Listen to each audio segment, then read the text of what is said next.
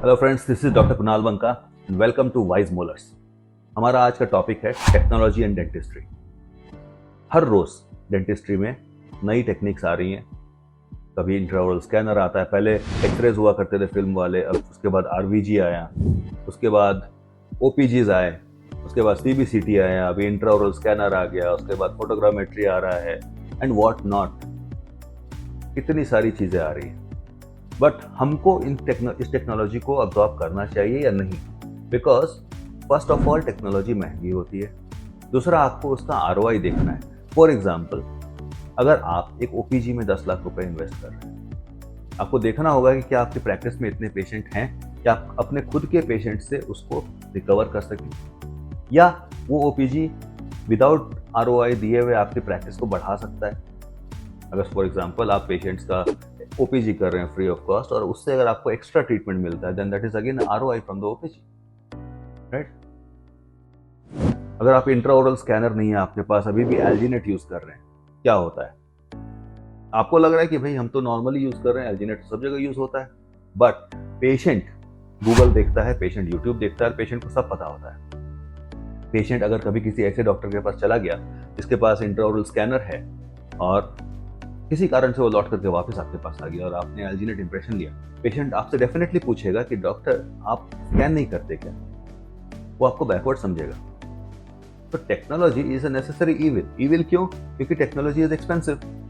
जब हम इंट्राओरल स्कैनर खरीदते हैं 4-5 लाख का खर्चा आता है। अगर हम सीबीसीटी खरीदते हैं 30-35 लाख का खर्च होता है। ओपीजी लेते हैं 10 लाख का खर्च होता है। Talking about good brands, I am not talking about the cheaper version.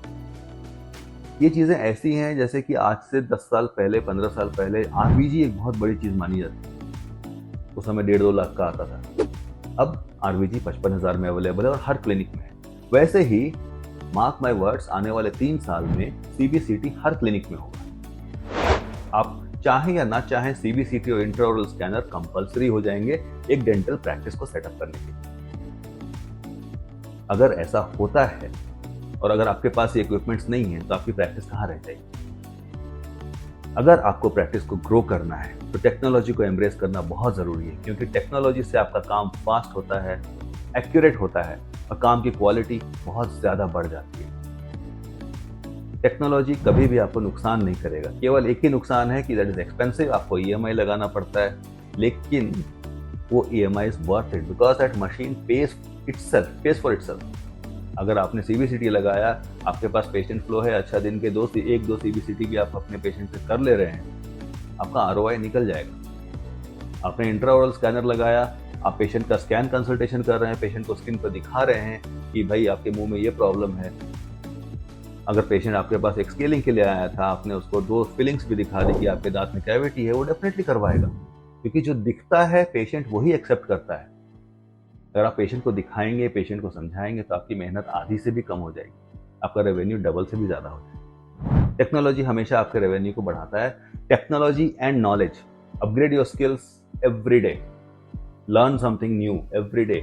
आपको नहीं पता, अपने दोस्तों से बात करिए, अपने सीनियर से बात करिए, कलीग से बात करिए, बट कुछ ना कुछ सीखते रहिए और अपनी टेक्नोलॉजी को अपग्रेड करते रहिए। अगर आप टेक्नोलॉजी को छोड़ेंगे, आप पूरी दुनिया से बहुत पीछे रह जाएंगे। ट्रस्ट मी फ्रेंड्स, इंडिया में जो डेंटिस्ट्री का लेवल अभी हो रहा है, that is at par with any other country.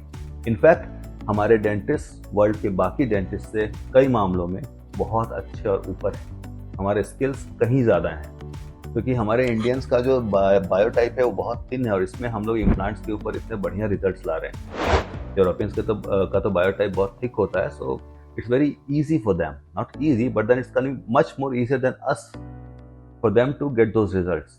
और अब इंडिया में भी वो रिजल्ट्स आ रहे हैं, इंडियन डॉक्टर्स कर रहे हैं, बहुत सारे ऐसे नाम हैं जो कि बहुत बढ़िया काम कर रहे हैं। तो ये टेक्नोलॉजी और नॉलेज की वजह से ही संभव है। तो आज ही आप अपने माइंडसेट को चेंज करिए और टेक्नोलॉजी की तरफ देखिए। एक बार में मत खरीदिए, but slowly, 1 by 1 make it a target. 1 by 1 आप उसको करते जाइए और जिस दिन आपको लगेगा कि अब हो गया बहुत, आप देखिएगा, यू विल बी सरप्राइज्ड, एक नया इक्विपमेंट, एक नया गैजेट आ जाएगा। तो ये कभी खत्म नहीं होने वाला, but you have to keep growing, you have to keep improving. So keep buying technology, that is going to help you in your practice.